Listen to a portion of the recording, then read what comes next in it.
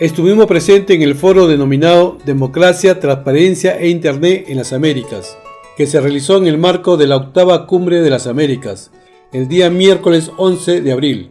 Este evento fue organizado por Democracia y Desarrollo Internacional, bajo el programa Democracia Digital, con el auspicio de Google, Diálogo Interamericano e Internet Society, entre otros. El evento tuvo como objetivo incidir en la agenda de la 8ª Cumbre de las Américas respecto a la importancia que cumple la Internet y las TIC en el fortalecimiento de la democracia.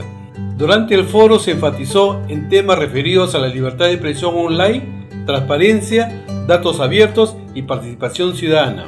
A continuación veremos un resumen de las presentaciones del foro. Es muy posible que Internet sea la principal esperanza para el restablecimiento de un entorno comunicativo abierto donde pueda prosperar la conversación de la democracia. El Internet así como esperanza democrática. Eso es particularmente cierto todavía en dictaduras. Por ejemplo, en Venezuela muchos de los atropellos a los derechos humanos no estarían conocidos si no hubiese esa sociedad civil que los saca bien las redes sociales.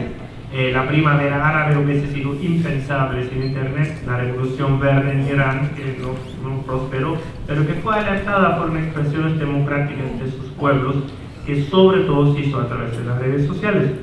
Y qué oportunidades de movilización nos dan en el día a día a las redes sociales para ganar participantes en nuestros foros. Muchos vienen aquí invitados por Facebook. El congresista lo va a conocer, las oportunidades que tiene de conversar con todos sus votantes y todo eso, ¿no? Así que todo eso es algo muy positivo, pero también de todos modos algunas esperanzas parecen haber sido ingenuos. Existe la otra cara de la moneda, los llamados fake news, trolls que inundan la red con noticias falsas para influenciar elecciones, manipular votantes, agredir e insultar. Es mucho más fácil en todos los casos insultar a otros delante de un aparatito y vía Twitter que decírselo a la cara, o a lo mejor tener que aguantar también la reacción real, no solamente virtual, vía otro Twitter. Así que en algunos aspectos la democracia, el enfrentamiento de ideas ha degenerado en una twitterocracia. Aquí en el Perú también eso ha pasado de repente. Creo que en gran medida hemos sobreestimado a la capacidad de los usuarios de analizar y ponderar el gran flujo de información. Muchos carecen de tiempo y la disposición a investigar las fuentes de los artículos y noticias que encuentran en la red.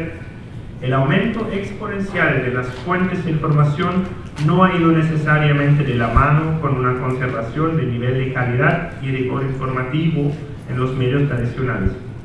En segundo lugar, el modelo económico de difusión en la red ha atacado el modelo comercial de los antiguos medios de comunicación, los cuales, ante la pérdida continua de ganancias, deben justamente hacer recortes en el personal humano, los mecanismos de control y verificación tan necesaria para la prensa de calidad que antes ganaba el periodismo serio. Por lo cual el debate, si estamos dispuestos a pagar por más información seria, creo que está todavía también en sus etapas iniciales. Finalmente, hemos debido reconocer que los medios digitales no conducen automáticamente a través de alguna... Estoy seguro que si esta discusión lo hubiéramos tenido hace 2 años, el énfasis hubiera estado en las grandes oportunidades que para la democracia y la transparencia y el fortalecimiento de la participación ciudadana representaba y representa todavía Internet.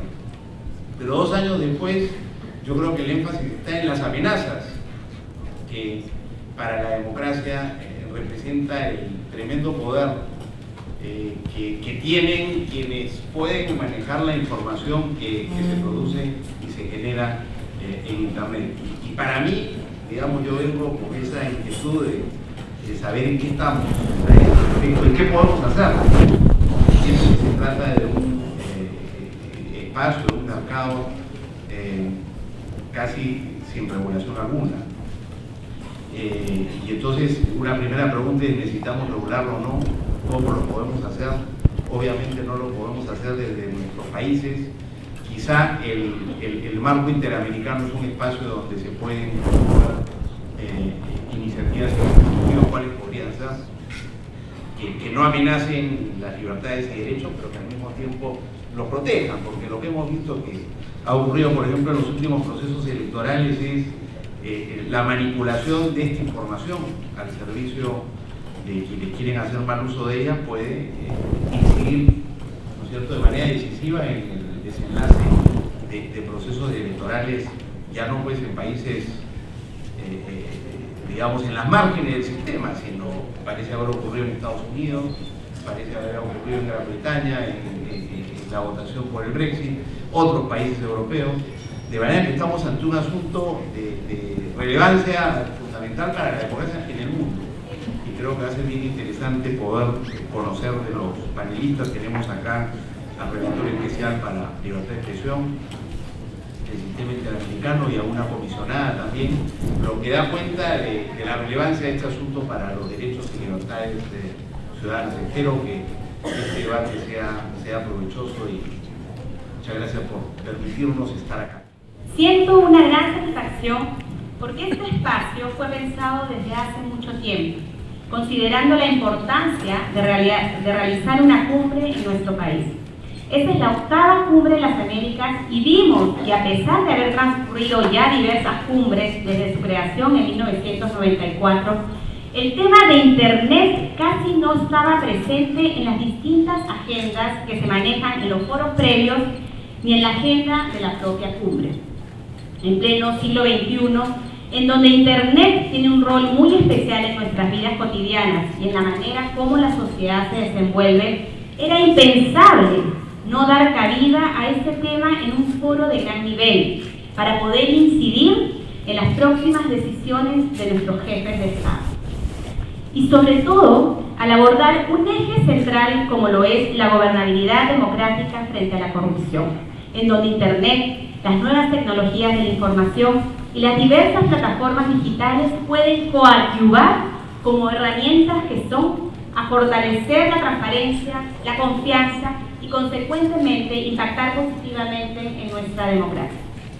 En los últimos 5 años he dedicado mi vida a promover el uso responsable de Internet y a mostrar sus beneficios. Nuestro programa sobre democracia digital ha destacado siempre esa capacidad de Internet para reivindicar la esencia de la democracia directa, para nutrir la democracia deliberada a través del flujo de información y contenidos, para fomentar la participación ciudadana mediante diversos mecanismos de interacción, para fortalecer los procesos de colaboración y co-creación entre ciudadanía y autoridades, para favorecer la apertura de datos y la transparencia, para lograr mayor inclusión sin ningún tipo de discriminación y también, por supuesto, con un efecto muy positivo en el surgimiento de nuevos emprendimientos, startups y formas de negocio, así como la salud y la educación. Sin embargo, como muy bien dijo Vinton Cerf, padre y creador de Internet, el futuro de esta herramienta maravillosa recaerá en manos de los individuos y son ellos quienes definirán su uso. Hoy en día es lamentable observar cómo hay prácticas online que atentan contra la libertad de expresión e información y que van en desmedro de la democracia. La manipulación y la desinformación a través de las fake news constituyen un severo riesgo en estados democráticos donde se aplican los principios básicos de la democracia, como lo es un proceso electoral, un sufragio universal. La razón del individuo es desbordada por el sentimiento de diversa índole que induce a actuar de determinada manera. O sea que quizás hoy nos tienen a todos muy atentos, sino en los últimos 11 años que vengo trabajando en mi rol de encargado de políticas públicas de Google para América Latina, me ha tocado enfrentar diferentes procesos electorales y ver la evolución de cuál ha sido la reacción de los estados, de las autoridades, de los partidos políticos frente al fenómeno de Internet. Siempre hemos estado trabajando en relación a cómo Internet puede ayudar a los procesos electorales. Al principio nos focalizamos mucho en ayudar a la gente a encontrar el lugar a donde votar. Era lo más básico era darle información. ¿Sí? Usamos Maps, y poníamos información sobre los candidatos, y de esa manera la gente podía tener más acceso a, por ejemplo, los lugares de votación. Luego se empezó a trabajar más ya a través de las campañas políticas, ¿no? O sea, y donde ahí encontramos una variedad de evoluciones en materia electoral, donde teníamos países que, o sea, las campañas políticas se daban de igual manera online que offline, pero por ejemplo en muchos países todavía de la región no se permite todavía la publicidad en internet en procesos electorales. Brasil este año va a ser la primera vez que va a tener la posibilidad de utilizar campañas online en internet. Hasta ahora no estaban permitidas. Entonces, otros países, por ejemplo, tienen una alta regulación en materia de pauta publicitaria, como pasa con México, donde hay un sistema público y privado, y donde, por ejemplo, internet no recibía esos fondos públicos. Y hay otros países que directamente no hay una regulación y hay un vacío legal, entonces tampoco se sabe cómo avanzar. En materia específica electoral, o sea, nosotros creemos que hay mucho trabajo por hacer, sobre todo en capacitar a las autoridades electorales. O sea, las autoridades electorales tienen que tener las herramientas necesarias para entender el fenómeno de Internet y para ayudarnos a trabajar y a evitar el abuso, porque no vamos a desconocer que los abusos, nosotros hemos visto abusos en materia de Internet, en materia electoral desde hace mucho tiempo y los vamos combatiendo. O sea, hemos visto, por ejemplo, cómo se utilizaba, y esto ha sido referenciado en los reportes de la relotería de hace ya varios años, cómo utilizar, por ejemplo, los sistemas de bajada de contenidos por propiedad intelectual para bajar videos que tengan que ver con cuestiones electorales o, por ejemplo, videos que mostraban lo que un candidato había prometido versus lo que había cumplido, ¿no? Y cómo se utilizaban las empresas terceras para canalizar estos pedidos de bajadas por temas de propiedad intelectual cuando realmente están afectando la libertad de expresión. Hemos visto cómo a veces se utilizaban cuestiones electorales para proteger a algún candidato acusado de corrupción o algún político que no era candidato acusado de corrupción. Y así hoy lo vemos también reflejado en diferentes ambientes, ¿no? Con los trolls, ¿sí? O sea, con el tema de la desinformación. Nosotros estamos diariamente trabajando en este tema para buscar herramientas para trabajar con diferentes sectores para poder ayudar en este tema.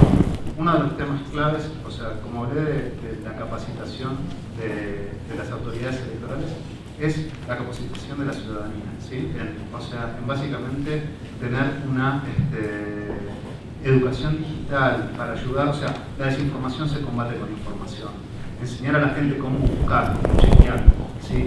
Cómo poder dilumbrar y no solamente creer lo que recibe de un feed, sino poder tener un pensamiento crítico al respecto y tener las herramientas para acceder a ello es fundamental para combatir la desinformación. A mí me gusta mucho usar el término noticias falsas o fake news, prefiero hablar de desinformación, porque y un poco en línea con lo que decía Edison, o sea, a veces hay información que puede no ser 100% correcta, pero no por eso es falsa o es malintencionada, ¿no? Este concepto que hace una gran protección del periodismo, que es la idea de evitar que exista la real malicia en materia de... O sea, tenemos que protegerlo.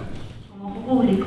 Y cuando comentabas esto de, en efecto, la regulación no es el camino, pero sin embargo, existen normas ya como la protección de datos personales que están siendo manipuladas o usadas deliberadamente cuando se trata de personajes denunciados. Y lo digo por dos casos concretos que tocó directamente a ojo público. Uno de ellos es del presidente de la Corte Suprema, el doctor Villestein, que usó la ley de datos personales para pedir que sacáramos de línea de la web una entrevista que habíamos hecho y que se había pactado con él, que era lo que luego entendimos le había incomodado al doctor Villestein, al juez. Era que, bueno, después de esta investigación sobre el patrimonio y cómo se habían llevado sus bienes durante los años que estuvo ejerciendo, se hizo la entrevista donde él admite que tenía un negocio personal con su esposa, pese a que la ley impide que tengan negocios privados, y que a su vez este negocio había hecho contrato con el Estado. Pero el solo hecho de que la entrevista en audio esté colgada en la web es mucho más fuerte que si estuviésemos en el impreso y lo hubiésemos difundido y al día siguiente todos olvidaban ese papel.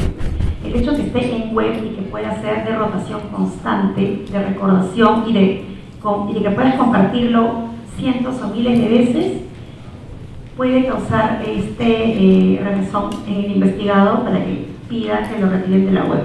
Pero ¿cómo piden que lo retiren? Apelando a esta ley que ya existe de protección de datos personales, porque decía que su voz estaba protegida, que para la entrevista no bastaba pues hacer lo que todo periodista hace al presentarse y decir que estoy haciendo esa historia, quiero sus descargos, sino que literal dijéramos vamos a empezar a grabarlo en 3, 2, 1. Y si no había este preámbulo, entonces ese audio tenía que salir de ahí. Obviamente el Ministerio de Justicia, desde que depende de la Dirección de Protección de Datos Personales, no le dio la razón. Pero en las 2 semanas que salimos de este lío, un investigador por narcotráfico, Miguel Arévalo, conocido como ETECO, que está involucrado a un partido político, Fuerza Popular, por un envío por una investigación que está haciendo la DEA en Estados Unidos, apeló al derecho al olvido, nos mandó una carta notarial, o en realidad son 3 demandas acumuladas, en que estamos nosotros con otros medios de comunicación de Perú, y en suma nos piden $100 millones. Obviamente, haciendo todas las actividades del mundo nos podría alcanzar para pagar $100 millones. Pero, ¿por qué él apela al derecho al olvido?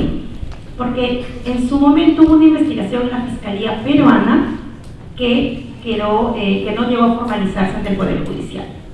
Él no se refiere a la investigación que está en Estados Unidos vigente ante la DEA y que es una investigación con las reservas del caso, sino que él coge este tema, este aspecto de la demanda que no llegó a formalizarse ante el Poder Judicial peruano para decir que debe borrarse no solo de ojo público, sino de todos los medios indexados a Google, su nombre y en realidad todos los buscadores de Internet. La demanda continúa, pero en este caso no estamos solos, estamos con todos los medios que publicaron la información. La función del desarrollo económico y la propagación de las tecnologías de la información y las comunicaciones, sino también una función de los progresos realizados en lo que respecta a la realización de los derechos humanos y las libertades fundamentales. El acceso a la información pública a través de la Internet también empodera a los ciudadanos, aquí se ha dicho ya, para participar activamente en los procesos de decisión de un Estado democrático, en el ejercicio de la gobernanza. Por sus características, esta herramienta permite aumentar la cantidad de información públicamente disponible, difundirla masivamente y a bajo costo, publicarla en forma dinámica, permitiendo que se trabaje con ella y sobre ella.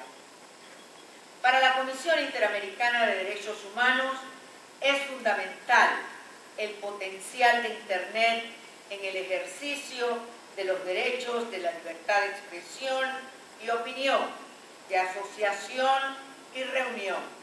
Por ello, creemos que hay que aplicar a Internet las exigencias de un ambiente de garantías para el ejercicio de estos derechos, del mismo modo que lo exigimos en las formas anteriores, en la forma tradicional, a través de los medios de comunicación, las manifestaciones, las protestas, el derecho de los pueblos a acceder a información que está en poder del Estado y que requiere precisamente para el ejercicio de todos sus derechos.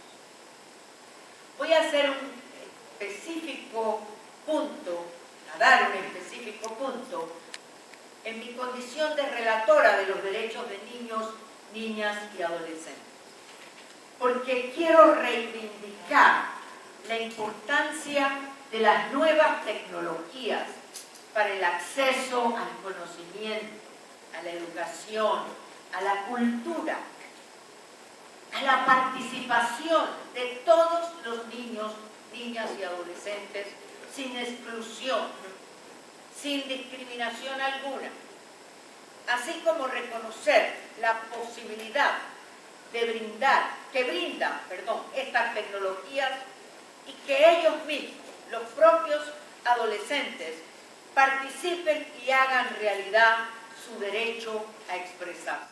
Es el tema de la corrupción, y por eso es que yo quería hacer alguna referencia al impacto de la tecnología en la corrupción, en el control de la corrupción y en los estándares de gobernabilidad que un Estado democrático requiere.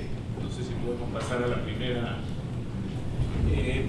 Lo primero que hay que tener en cuenta es el potencial que tiene el Internet hoy día en el mundo. Se estima que hay 4.021 millones de personas que tienen acceso a Internet hoy día. Eso supera más de la mitad de la población del mundo. El 53% de las personas en el mundo tienen acceso a Internet, y esto sin duda alguna le da una capacidad extraordinaria de impacto en distintos aspectos, tanto para lo bueno, por supuesto, como para lo negativo. Y en ese sentido, un elemento central que ha transformado esta tecnología es el ámbito de la libertad de expresión. Ustedes habrán escuchado que muchos de los medios de comunicación tradicionales están en crisis precisamente porque el Internet se ha convertido en el vehículo a través del cual viaja la información, ahorrando significativamente los costos que tiene una impresión u otro tipo de tecnologías de comunicación. Y esto, sin duda alguna, ha generado una revolución en el ámbito de la libertad de expresión. No hay que perder de vista que la libertad de expresión no solamente es el fundamento de una sociedad democrática en tanto permite la circulación de ideas e información, lo que constituye la base de la pluralidad que es el sustento de un Estado democrático de derecho, sino que además, gracias a la libertad de expresión, podemos generar una serie de elementos de control y fiscalización de procesos de toma de decisión y de actos de gobierno.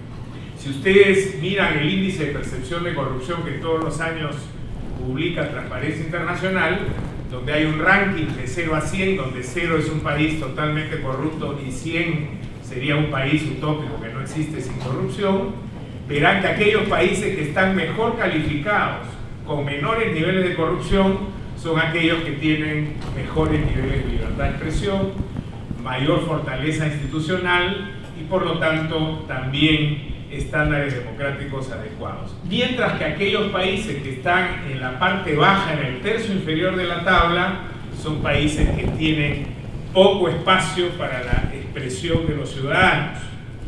Este año, en el 2017, la última medición, aparecen al final Somalia, Sudán del Sur, y el país sudamericano que se ha colado en el final de la tabla, y no es casual, es Venezuela, donde evidentemente los espacios de libertad de expresión, los niveles de autoritarismo y de reducción de espacios democráticos ha generado una mayor opacidad que a su vez es causa de altos niveles de corrupción. Eso en el aspecto positivo, es decir, el Internet ha potenciado tremendamente la capacidad de transmisión de información. Ahora que contaba el ejemplo de las comunicaciones tradicionales,